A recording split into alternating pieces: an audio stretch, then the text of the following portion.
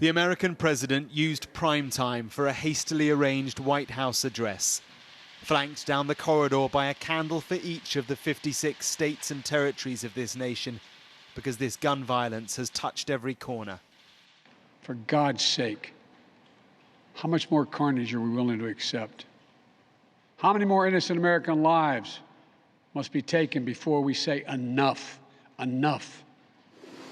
This year alone, there have been 234 mass shootings in America. That's 10 a week.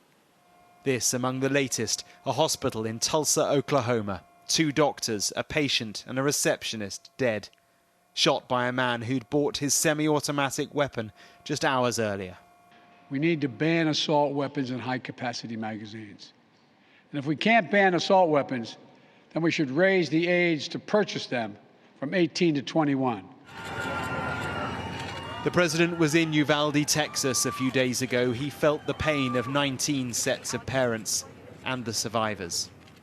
Imagine being that little girl, that brave little girl in Uvalde, who smeared blood off her murdered friend's body on her own face to lie still among the corpses in her classroom and pretend she was dead in order to stay alive.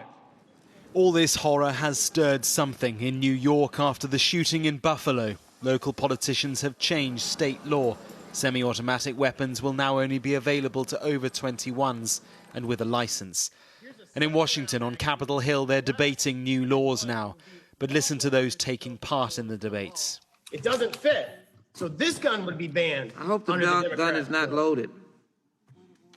I'm at my house. I can do whatever I want with my guns. The calls for change come every time, and yet this uniquely American cycle of gun violence goes on and on. Mark Stone, Sky News in Washington.